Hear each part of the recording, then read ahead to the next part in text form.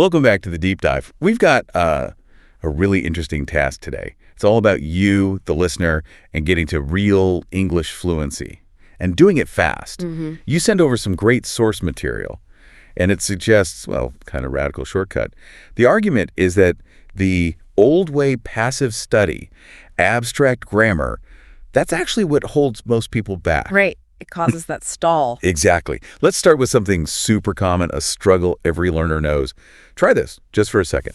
Describe your day yesterday in English for 2 minutes straight. No pausing. No pausing. Don't repeat yourself over and over. Try and keep a natural flow. It's tough. Yeah. If you're like most people, you probably hit a wall, right? Yeah. Maybe around lunchtime. You start translating in your head, searching for that perfect phrase. In your native language. And you pause, feel stuck. Construction just breaks down. Why does that happen? Well, what's really clear from the experts in these sources is that when you pause, when you search for that grammar rule, you're using your slow analytical brain. And that part's great for, I don't know, math problems, editing an essay. Sure. But it's terrible for quick, confident conversation. That's the bottleneck right there.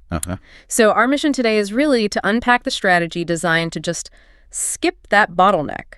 We're going to focus on training your fast, automatic brain. The one native speakers use. Exactly, the one they rely on. And we do it by drilling fundamental patterns, turning language into muscle memory. Right. So we're going to master the real building blocks, your daily routine, simple, real-life situations. Okay, so the goal isn't just knowing English. It's actually doing English without that internal translation step slowing you down. That's it, precisely. All right, let's dig into this approach then. The sources really hammer home the daily routine, not just as a starting point, but like the absolute key foundation. Why? Why is waking up, having breakfast, why is that mundane stuff the master key? Well, if you look at the bigger picture, communication-wise, it makes perfect sense. Your daily routine gives you the vocabulary, and crucially, the structure for the main tenses, present, past, future. And those govern almost every conversation you'll ever have. Think of it like practical application. You meet new people, what do you talk about? Your current habits, right? Present tense. You go for a job interview. That question, tell me about yourself.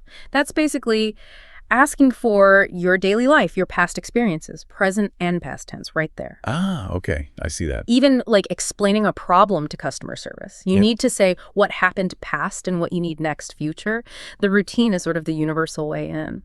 So what you're saying is, if you can nail describing your day automatically, perfectly, you've basically got the structures and tenses for almost any normal conversation. That feels like a huge shortcut. It absolutely is, yeah. A core finding highlighted by this instructor, Emma, in one source, was that the students who could talk about their day without thinking, they were the ones who got fluent fastest. They'd switched. They weren't using rules anymore. They were using patterns, recognizing and applying them. And the examples in the sources were great, really vivid, making sure the English is usable right away. We're talking simple stuff. Waking up at 7, brushing teeth for 2 minutes, having toast with butter, maybe strawberry jam. And that detail, that concrete stuff, it's critical. It grounds the language in the real world. Yeah. You also need to learn the exceptions, but as patterns too, like the person who eats leftover pizza for breakfast. Right. Learning that phrasing lets you describe the standard and the odd thing out, which is, crucial for natural conversation. It also covered the sort of logistics of life. Yeah. The commute, right? Yeah. Knowing the bus stop is on Main Street, seeing people reading newspapers. Yeah, or listening to music. And getting the language for that traffic dance, red, green, yellow lights. And even at work.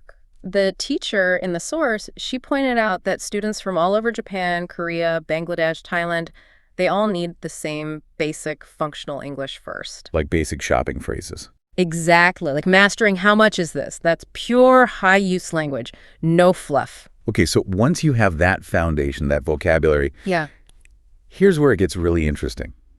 Moving from just knowing passively to actively doing. This method, shadowing. Let's talk about that. Right, shadowing. This is the core physical technique. And it's not just repeating after someone. That still has a bit of a delay, a thinking gap. Wow. Shadowing is repeating at the same time as the speaker. Think about singing along to a song you love. You don't wait for the line to finish, right? No, you jump right in. You jump in, you mimic the rhythm, the flow, instantly.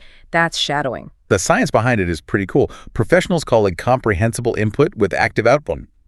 Bit of mouthful. Yeah, sounds academic. It just means you're hearing language you understand. Comprehensible input. And you're forcing your mouth to produce it simultaneously. Active output. Got it. Exactly. You're literally carving out a pathway, neurologically speaking, between your ear and your mouth.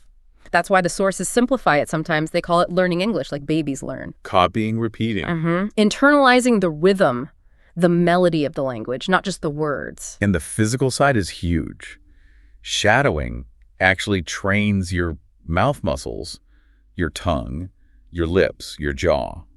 Getting them to find the right positions for English sounds automatically. Yeah. So if you struggle with, say, that ha sound feels like wrestling your tongue every time. We've all been there. Shadowing is how you build the muscle memory for it. And that muscle memory, once you've got it, it's basically permanent. It lets the English just like roll off your tongue without needing that slow analytical brain to step in. Okay. And to give that training some structure, the sources lay out this really smart 3-part system using simple, super useful sentence patterns. Let's drill down on these patterns because they sound like the scaffolding for speaking fast. What's pattern 1? Pattern 1 is the absolute basic building block. It connects who you are, what you do, and what you do it to. So, I plus action plus object. Simple. Super simple. Allows for really rapid drilling of core verbs. Think, I eat pizza, I drink coffee, I buy food. You're just training your brain to link those 3 things instantly. Okay, I eat pizza. Got it. And pattern 2, that adds context, right? Yes, exactly. Pattern 2 forces you to bring in time and place. I plus action plus time place. This is huge because this is where learners often trip up, prepositions, sequence. Oh, yeah. In, add on. Right. So you're forced to practice saying, I go to the park, or I wake up at 7 o'clock, or I work at the office. Drilling this makes those tricky little words automatic. Makes sense. And pattern 3 covers the internal stuff. Motivations, preferences. Precisely. Your internal world. Needs and wants. I like food. I need sleep. And, the big one, I want happiness. Mastering these 3 simple patterns, training your mouth to spit them out quickly, automatically, that's the secret. Getting your brain to stop translating and just think in English. Okay, so the muscles are trained in isolation with shadowing and these patterns. How do we then bring in the social part, that interaction reflex? What are the first conversation building blocks we absolutely need for smooth interaction? Right. So now we shift focus. Fundamentals of interaction. That means mastering greetings and how to respond. Starts with intonation, actually. How do you say it? Yeah. Saying hello, hi, asking how are you with that little upward lift at the end signals you're open, engaged. And the response has got to be instant, too. No pausing. You need those simple, common ones ready. I'm good, thanks. Or just, I'm fine, thank you. Absolutely automatic. And clear introductions, of course. My name is Name, said clearly I'm from city country. Rehearse them till they're reflexes. For small talk, the standard is, how was your day? And having a few automatic responses ready for that, too. And here's that crucial flow secret that sources mentioned. To be an active participant, not just an answerer. You always ask back. Always. It's key. Yeah. Someone asks how you are, you instantly follow up. And you, or how about you? Shows you're engaged, keeps the conversation going. It's polite, too. Right. Keeps the ball rolling. And while you're practicing all this, you got to pay attention to pronunciation clarity. You don't need a perfect accent. Nobody expects that.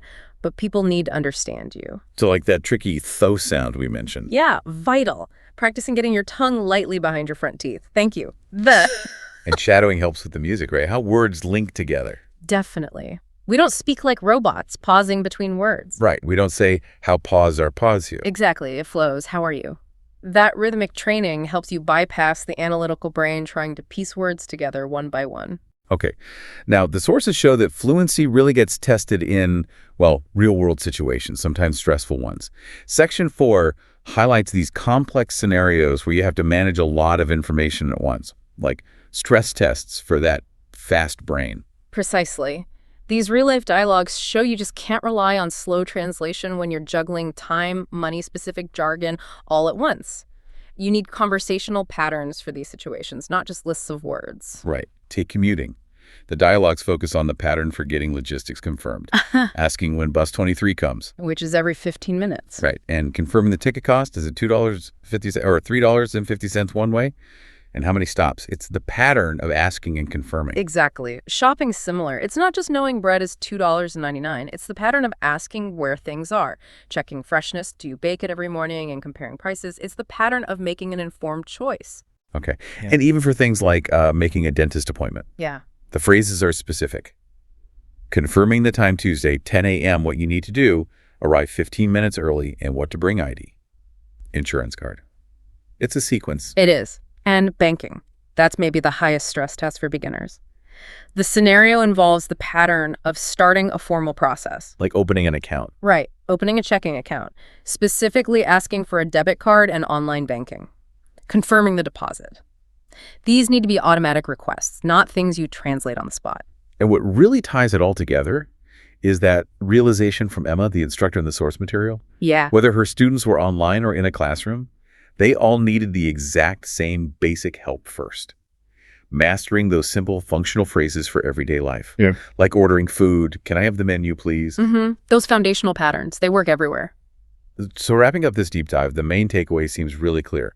Fluency isn't about marathon study sessions memorizing verb tables.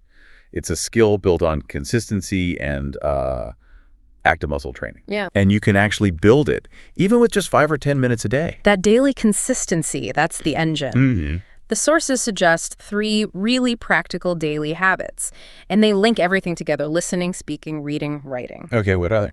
First, the mirror challenge. Every morning, just practice your basic greetings, your introductions, talk to your reflection, force that confidence, that muscle memory. Okay. Look yourself in the eye and say, hello, my name is. Exactly. Second, the shadowing challenge. Grab short English videos, podcasts, whatever. Focus only on matching the speed and the intonation. Don't stress about understanding every single word. Just mimic the rhythm. Match the music. Match the music. And third, the journal challenge. Every evening, write just 3 simple sentences about your day, using those high-utility patterns we talked about, like, I woke up early, I ate breakfast, I studied English. Super simple. Just solidifies the structure. Right. Keep it simple. Make it automatic. That's how you build the reflex.